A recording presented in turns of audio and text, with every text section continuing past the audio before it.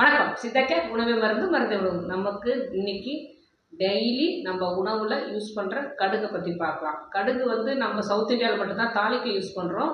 இதே நார்த் இந்தியாவில் வந்து அங்கே வந்து எல்லோரும் குளிர் பிரதேசங்கிறதால அங்கே வந்து உடல் உஷ்ணத்துக்காக கடுகுன்னு யூஸ் பண்ணுவாங்க. நம்ம இங்கே சூடு, அதாவது உஷ்ண பிரதேசங்கிறதால கடுகு எண்ணெயை வந்து நம்ம யூஸ் பண்ணுறதில்ல. கடுகு வந்து தாளிக்க மட்டும்தான் யூஸ் பண்ணுவோம்.